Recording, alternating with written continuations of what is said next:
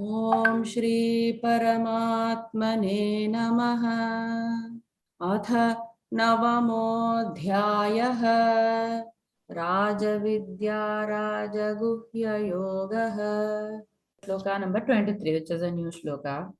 येऽप्यन्यदेवता भक्ताः यजन्ते श्रद्धयान्विताः तेऽपि मामेव कौन्तेय यजन्त्यविधिपूर्वकम्. So here we have to add bhaktaha. Maybe it is given as bhakta. So here he is talking about the ajnana bhakti, or people who are ignorant in the path of bhakti. Those kind of bhaktas he is talking about here. The gist of it is that they will worship the devatas and they will see that as the highest. But they do not know that it is from me that these devatas are getting the powers. Devas and everybody are just people with superior powers. They also have expiry dates. So it is not a permanent post that they are having. They have some special powers. And people, ignorant bhaktas, what they think that is the ultimate. And they will not move beyond that. Sometimes they will worship on God and they will be granted that and they will stick to that only. After that, they don't know the full concept behind it, that it is only one Ishvara, and from this Ishvara only all the powers are given. Like that, they don't have the understanding. Like that, he's saying. So, ye api anya devata bhaktaha. So, he's talking about anya devata bhaktaha. That is the worship of the other celestial gods. Yajante, worship, Shraddhayanvitaha. They faithfully worship those gods. Te api mameva kaunteya.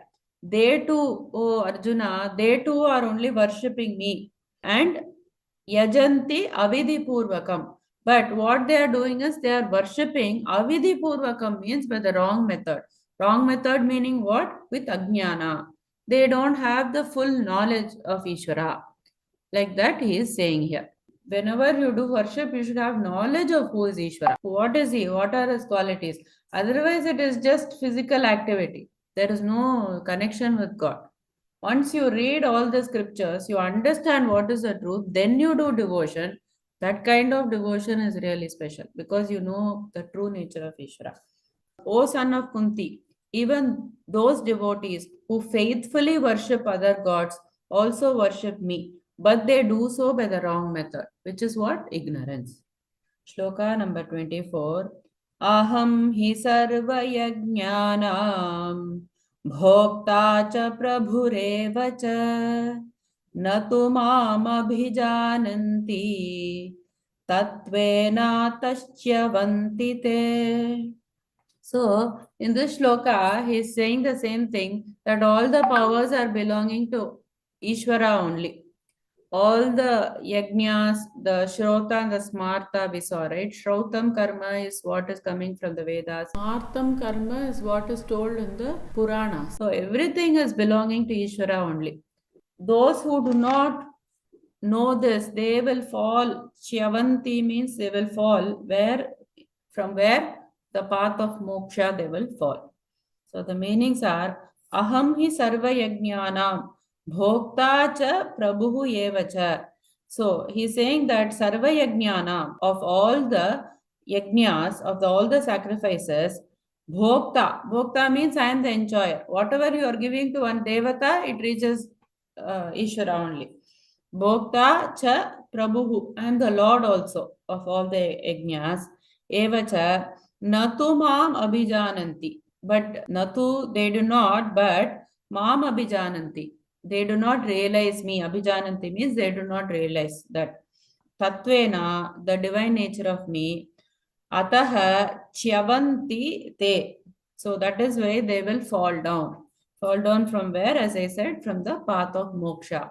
Because if you do not have a clear understanding in what you are reading or what you are doing, then your effort also will not be that much and you will not be able to progress. So, better to be thorough in learning the scriptures, then we will do the bhakti, which will be the all the elements, our mind, our heart, everything. So, that will be more superior. I am the enjoyer and the only Lord of all sacrifices. But those who fail to realize my divine nature must be reborn. Shloka number 25.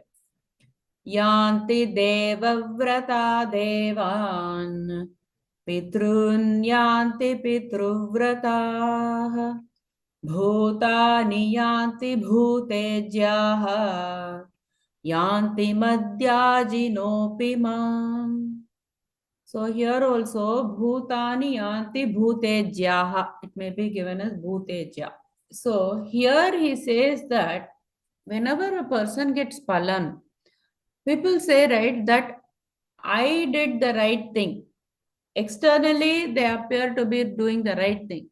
What went wrong? Why am I getting all the wrong things? Like that, they question.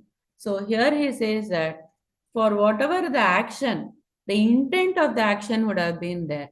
The intent of the action desires the fruit of that action. Like that, he says. So through your sankalpa only, the fruits of the action are given. So first of all, your intent must be very pure. Then whatever your action is will follow that. But if you make sure that the action alone is different from your intent, then that phala you will not get.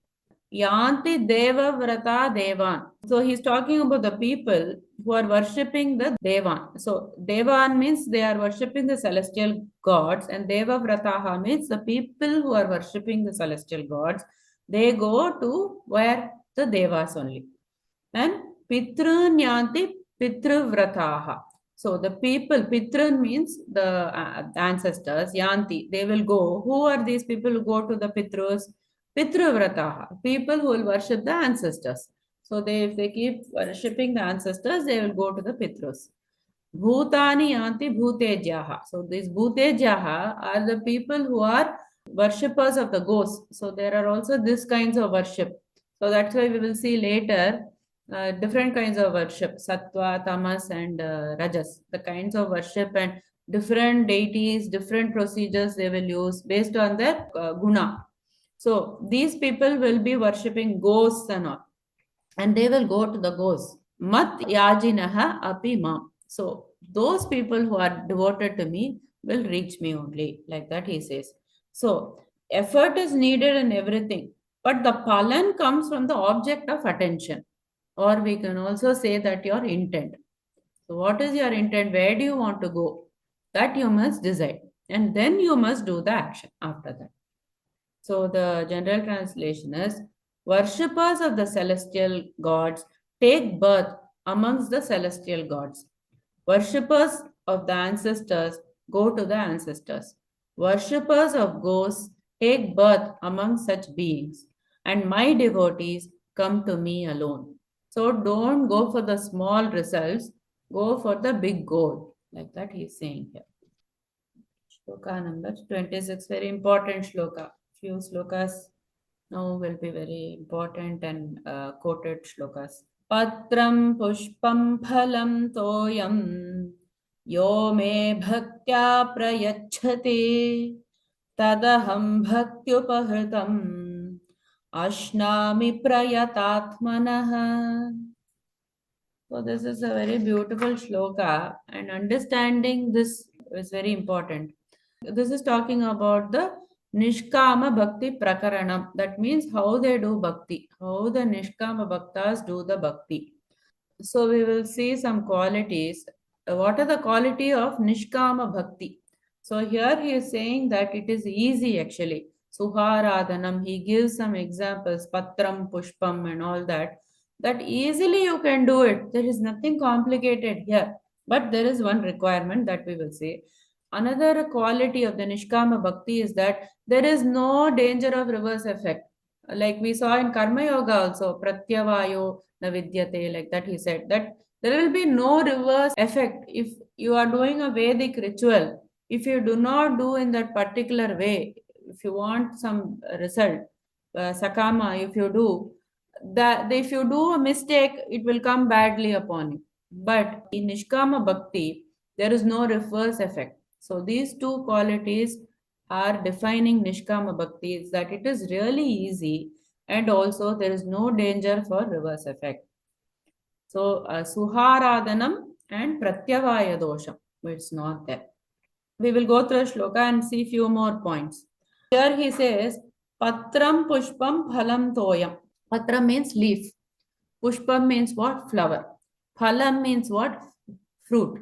Toyam means what? Water.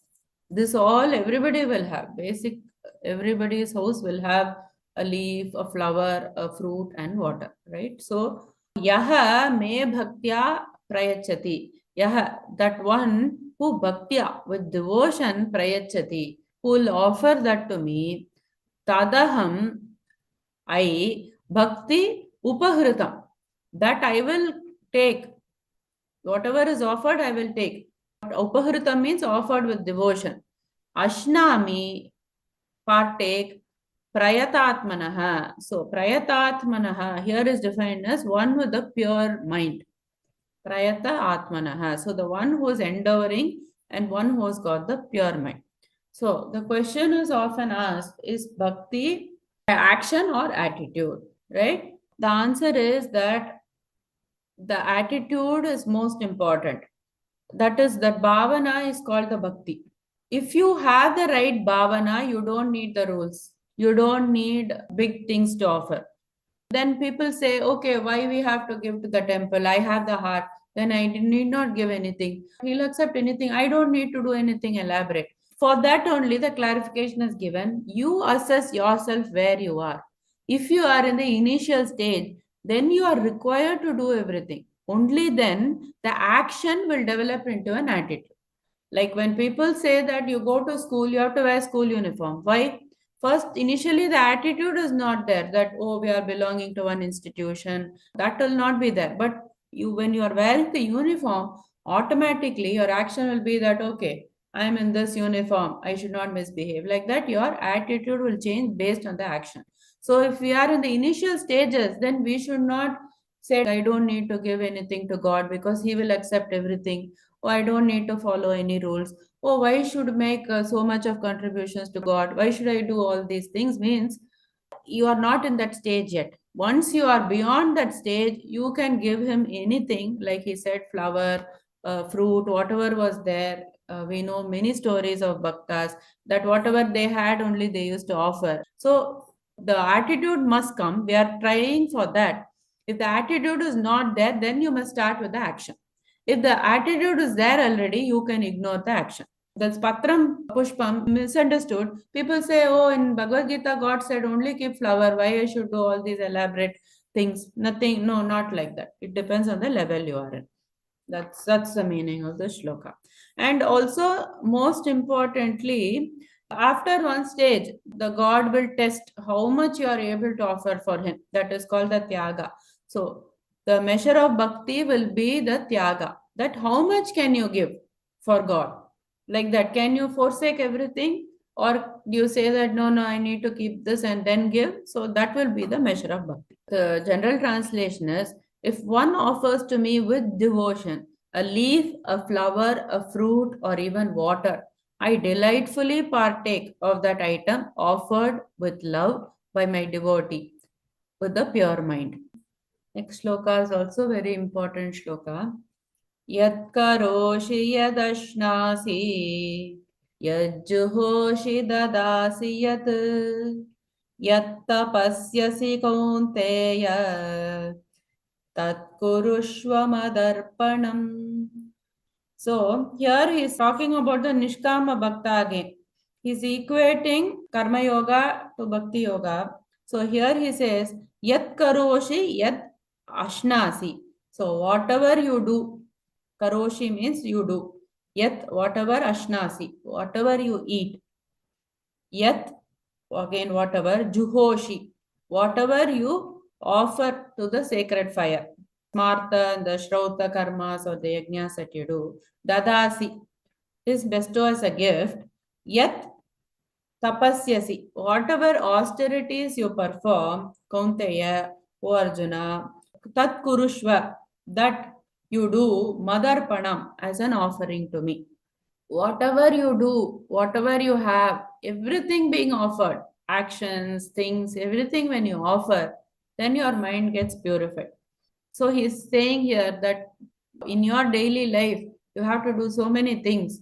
Whatever you do, you just offer it to me and do it. In that way, you will get the purity. Like that he is saying. Today we saw that Shiva Manasa Puja shloka also, where he said that even walking, it will be like doing pradakshina of the temple. Sleeping is like samadhi. Speech be like praises to you. Like that, when you have that internally, externally he may be doing other things. Internally, he is having a different attitude. What is spirituality is working on your attitude. It is not working on the action. Action will automatically follow. But we have to be so conscious of our intent and what we are trying to do internally. That progress, when you get, you yourself will realize after some time, oh, I am thinking like this is incorrect. Like that, when you correct yourself, that is real spirituality. And when you think like that, that I am doing for Ishvara only, this action, okay, today I am giving food to my child, I am serving God Himself, like that, that will be the highest. He's my child, so I'm giving him food. No, that is a wrong attitude. But every act, if we are able to bring God in that, when we are interacting with somebody, thinking that yes, this is really an interaction with God. So how will we talk at that time? Our words will be sweet. Our actions will be much refined.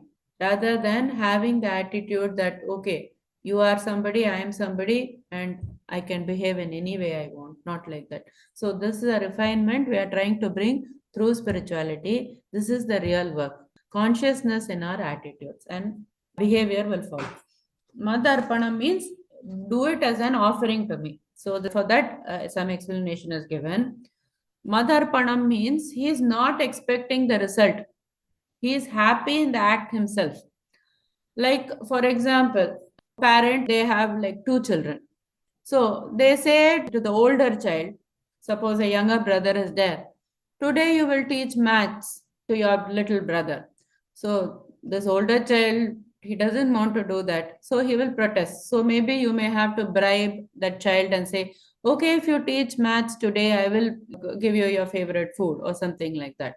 But next day you tell that older brother, you have to take your younger sibling for a movie, then happily he will do it, right? Without asking you for any reward. Like that, the action must be that you are doing it for the act itself. You are not expecting any result. So that is one definition for matarpana. And whenever anything is there to remove your mamata or this is mine, whenever you do yajnas and all, they will say this, idam na mama, like that. This is not mine. I've offered it to you. So that attitude should come. This is not mine. This has been given to me. There is a difference in things. When something is given to us, we'll be so careful with it. We will not abuse it. So everything should be considered as given to you. It's not yours. So that is another definition of matarpana. And doing things with tyaga buddhi, that we said that this is arpana to Ishvara. And whatever he wants, I am ready to give. Like that, when your mindset becomes, that also becomes matarpana. So that attitude cultivation is what Krishna is emphasizing here.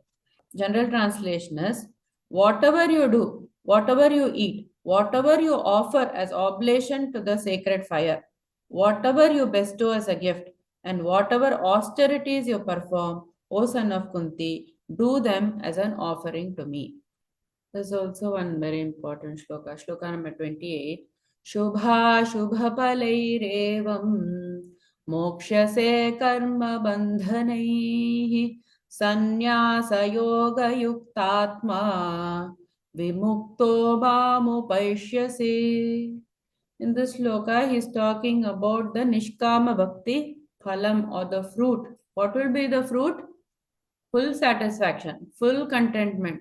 No need for any material things or relationships or praises or whatever. There is no need. So, the Phalan will be Jivan Mukti, liberation here and now. And then Videha Mukti as a result of the Jivan Mukti. So, Shubha Shubha Palaihi, from good and bad results. Thus, Moksha say, you will be freed. O Arjuna, if you follow this path, you will be freed from both the good and the bad. Bandhanaihi. Bandhanaihi is a bondage. Sannyasa Yoga Yukta Atma. Sannyasa Yoga Yukta Atma meaning he is talking about the practice here. The person who is practicing this sannyasa yoga, wanting to renounce, is practicing this in his life. Yukta Atma, having his mind attached to me alone. Vimuktaha, he will be liberated. Mam, to me, Upaishyasi. You will reach me alone because why? You are a sannyasa yoga yukta atma. Your mind is attached to me and you are practicing this kind of a renunciation. And sannyasa, we will see the definition for it. It's got several meanings in several stages. So, Shubha Shubha Palaihi, meaning the Papam and the Punyam basically. Sannyasa Yoga, that is what is we have to focus here. Sannyasa means renunciation. The main point is that you assess where you are. When you are in Karma Yoga stage, when you are not able to go beyond Karma Yoga, what you will renounce is the results. Say that, no, the fruits, whatever, let it be, I don't want it. So that will be the sannyasa at that stage.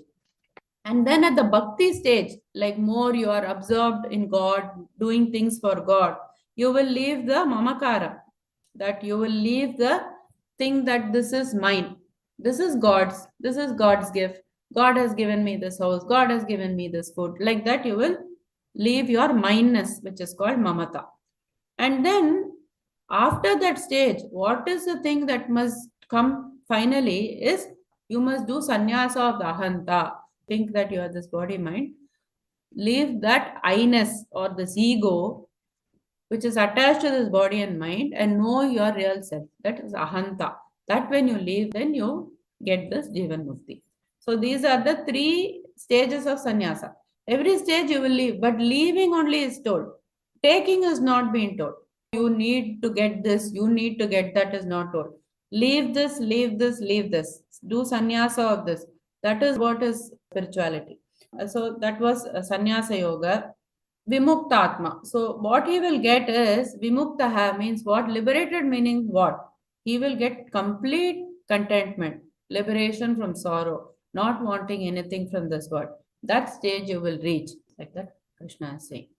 So general translation is, by dedicating all your works to me, you will be freed from the bondage of good and bad results. With your mind attached to me through renunciation, you will be liberated and will reach me. Shloka number 29. Samoham sarva bhuteshu na me dveshyosti na priyaha ye bhajanti tumam bhaktya mayi te suchapyaham. So here only he is saying that I am equal to everyone. I don't love or hate anyone. Whoever worship me, they are in me and I am in them. We'll see the explanation for that. How is it that I am equal to everybody? Then who is then the devotee? The devotee is a person, like we gave the example before, that there is a sun and there are 2 objects. One is closer to the sun and one is far away from the sun. The object which is closer to the sun obviously will get more heat from the sun. Like that only, the God's grace will be showered on the person who is seeking him. So the effort must come on our part only. It's not that God is going to suddenly shower something on somebody. Through our effort, we become closer to God, thereby we get his grace. So that is why he says that I am equal to everybody only. Some people are seeking me, some people are not seeking me. Some people put 1 hour in thinking about me, some people spend 10 hours. So the grace will be there for whom? The person who is doing 10 hours of thinking about Ishvara. Right? So that's what he is saying here. The meanings we will see. Samoham means samaha, that is equally disposed, aham, sarva bhuteshu, to all the beings, na me dveshinaha, I am not against anybody, I do not hate anybody, asti na priyaha, nor do I think that one person is more dear to me. And ye bhajanti, so those who worship me with love, tu mam bhaktya, and with devotion, mayi te teshu cha api aham. So I am in them and they are in me. Like that he says. I am in them meaning what? They have their thoughts completely about me only. So that is the meaning of I am in them. They are in me means they know about me also. They know about me and they are devoted to me. That is why they are in me. And the general translation is, I am equally disposed to all living beings. I am neither inimical or partial to anyone, but the devotees who worship me with love reside in me and I reside in them. अपि चेत् सुदुराचारः भजते मामनन्यभाक् साधुरेव समन्तव्यः सम्यग् व्यवसितो हि सः. So in shlokas 30 to 34, he is talking about the glory of the Nishkama Bhakti. He is saying that even if you are a sinner, you have been a sinner all your life, and you are doing a Nishkama Bhakti, then you will become a saint. So api chet, so even if suduracharaha, you are the worst of sinners, not even a sinner, you are the worst of sinners. Bhajate mamananya bhak. So some people who are really gone in bad ways, sometimes they turn to devotion. Immediately what happens? Their mind gets purified. They do worship me with exclusive devotion. Sadhu eva saha mantavyaha. Sadhu, he will be considered a sadhu or a righteous person only, certainly. Mantavyaha means considered. Samyak vyavasitaha hi saha. Samyak means he is the one, samyak, properly, vyavastitaha. He is the one with the proper resolve. Saha means that person. So, even if the villiest sinners worship me with exclusive devotion, they are to be considered righteous because they have made the proper resolve. So, what did we see before? The intent is very important. The intent changes everything, changes the actions. It changes your future. Just one small intent could change our destiny. So, the intent should be pure. How can we make our intent pure? By getting exposed to all this, to know what is the right intent. So, when we get exposed and then that sits with us, then we will change our intent and our actions and behaviors will change. Kshipram bhavati dharmatma shashvachantim nigacchati kaunteya pratijanihi name bhaktah pranashyati. So he's saying that the fruits this person gets, immediately he will change himself. And he also gives an assurance here. Kshipram bhavati dharmatma. He will quickly, bhavati, become dharmatma, virtuous. Shashvat shantim nigacchati. And he will attain the shashvat shantim, the everlasting peace. Nigacchati, attain. Kaunteya, O Arjuna. Pratijanihi. He declares here. Name bhaktaha pranashyati. This is the most important statement. That know that a person who has come in this path, he will never perish. He will never fall down. Last time he said, right, Chavanti. That means that person will fall down. He will never fall down from the righteous path. Some people will come and guide him. Some incidents will happen that will take him again in this path. So, if you are trying, if your intent, even if your actions are not that great, or you couldn't do great bhakti, or you couldn't do meditation, or you couldn't do jnana yoga, or whatever, if you have the intent that, oh, this is something I want to develop, this is something, that I want to progress in, you will never digress from this path of spirituality. And he gives this as a declaration. This is my promise, Arjuna, that these people will never perish. These kind of people who are trying to be in this path. Like that he says. The question was also that why people are perishing even if they are doing bhakti. Some people say, I am devoted to God. But why am I perishing? I am not progressing, like that they say. The answer is given that they are not doing with dharma. According to the rules of dharma also, you have to do the things in this world. You have to follow the dharma. If you talk lies, if you are doing bad things or stealing, doing bad things in the world and doing bhakti, then there is no correlation. Your acts in daily life has to correlate to what you are learning. Then only you will progress. So that's why those people, when they say, I'm a great bhakta of the Lord, but still, bad things are happening, meaning they are not doing the things in the right way. So the general translation is, quickly they become virtuous and attain lasting peace. O son of Kunti, declare it boldly that no devotee of mine is ever lost. Shloka number 32. मां हि पार्थो व्यपाश्रित्य येऽपि स्युः पापयोनयः स्त्रियो वैश्यास्तथा शूद्राः तेऽपि यान्ति परां गतिम्. So here we will break it as स्त्रियो वैश्यास्तथा शूद्राः तेऽपि यान्ति परां गतिम्. So this may be a little bit controversial sloka. Many people have given different kinds of explanations. Here he says a few things, maybe sounding like harsh or offensive, but the explanation is given like this. We'll see the meanings first. Mam hi partha vyapashritya. Mam hi, in me certainly, partha o Arjuna, vyapashritya means we saw already, taking refuge.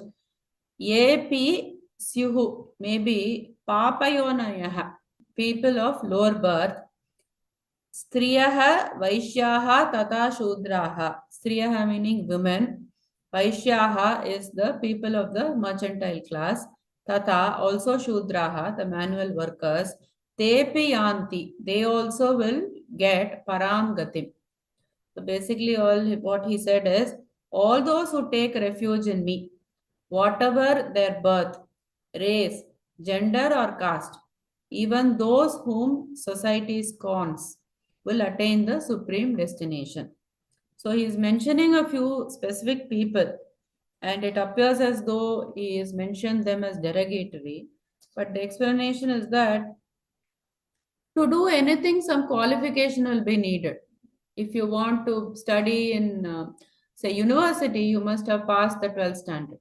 To go and do job, there will be some certain qualifications. Like that, certain qualifications are needed in karma kanda. That, oh, you have to do like this only. This type of people have to do, or this must be done in this way. Like that, some restrictions are there, which is correct or not, we are not debating that. But it is said to be there in Karma Kanda. There are rules and qualifications of who can do and cannot do certain things. But what Krishna wants to say is, in this path, which is the Jnana Kanda, where you have come to seek moksha, there are no restrictions. In those days, what they were used to is the rituals. So they were following the Karma Kanda portion very seriously. So in that light, he's saying that don't think that this is similar to Karma Kanda and there are restrictions for people. Anybody can do this. Anybody and everybody actually should do this, and they will reach the highest goal. So there are no restrictions for anybody. It is open to all, like that he is saying here. We saw the general translation. Jnana Kanda and Karma Kanda are two different things totally. The subject will be different, the qualifications will be different, and the fruits will be different. So it must not be equated. Shloka number 33. Kim punar brahmanas punyaha bhakta rajarshayas anityamasukham lokam imam prapya bhajasvama. Here also, kim punar brahmanaha punyaha. Punyaha we have to put that. So here he says, in this shloka, he is talking about the qualifications again.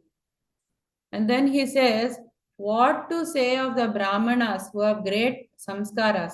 Brahmanas here means guna brahmanas.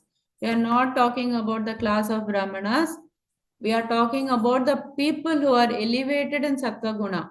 From no activity, you will go to activity. From activity, you will go to good activity. After that, in chapter 14, he will say you have to cross sattva also, gunatita you have to become. So this is the path we are taking. So brahmanas means people predominantly right intent and right action. Guna, not class. So what to say of those people? Elevate yourself to being a guna brahmana. Then from there, you will surely, reach me. Like that he is saying. So we'll see the meanings. Kim punaha brahmanaha punyaha. So the Brahmanas are punyaha, they are meritorious people, because what did we say? To come in this path also punya is needed. So you are meritorious and you have come in this path. Brahmanas, the sages, bhaktaha, the devotees, and Rajarishayaha. Rajarishayaha is the saintly kings. Richati iti janati. Those are also the people in Sattva who are Rajas and Rishis. They are also in Sattva. So he says that what for these people then? Like that he says, Tata anityam asukam lokam. So why are you dwelling in this anityam, in this transient and asukam, which is joyless? It is one day giving joy, one day it's not giving joy. Like that. Why are you revolving in this? Lokam means lokam world generally, but lokam also means body. Why are you staying in this body, which one day is, you are here, you are gone tomorrow, and then it is also not giving you permanent joy. Anityam asukam lokam imam prapya bhajasvama. Therefore, what you do is engage in devotion to me, be absorbed in me. That way, you will be removed from all these transient things. Like that, he says. Anityam is transient and asukam is joyless. Therefore, worship me who is nityam and sukham, who is permanent bliss. General translation is, what then to speak about kings and sages with meritorious deeds? Therefore, having come to this transient and joyless world, engage in devotion unto me. Shloka number 34. Manmana bhava madbhaktah madhyaji mam namaskuru mame vaishyasi yuktvaivam atmanam matparayanaha. Few things he is saying here. Matparayanaha. Matparayanaha means be dedicated to me, having me as your goal. Matmanaha meaning keep your mind on me. Mentally do things for me. Matmanaha.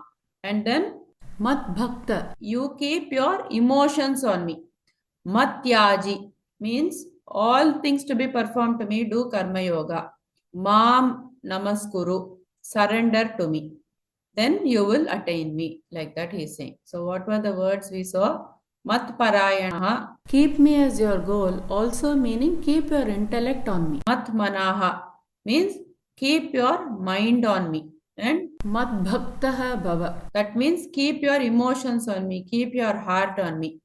Matyaji means do karma yoga and do all the actions for me. Mameva namaskuru. Surrender to me. So Matparayana, having me as the goal, also having your intellect on me. So use all faculties, your body, mind, and also your heart and the intellect. Everything should be connected to me. Then you will reach me. Mam eva eshyasi. Then you will come to me. Eshyasi means you will come. Yuktva, united with me. Evam, thus. Atmanam, you will definitely, like that he says. Your real self you will realize. Atmanam matparayanaha. Having dedicated to me. You will attain me only. Who is the form of your Atma only. Like that he says. The general translation is, fix your mind on me, be devoted to me, sacrifice unto me, bow down to me, having thus made yourself steadfast in me, taking me as the supreme goal, you will come to me. We will close this chapter. Om Tat Saditi Srimad Bhagavad Gita-Su Upanishatsu Brahma Vidyayam Yoga Shastre Shri Krishna Arjuna Sambade Raja Vidya Raja Guhya Yogo Nama Navamodhyayaha. Sarvam Krishnarpanamastu.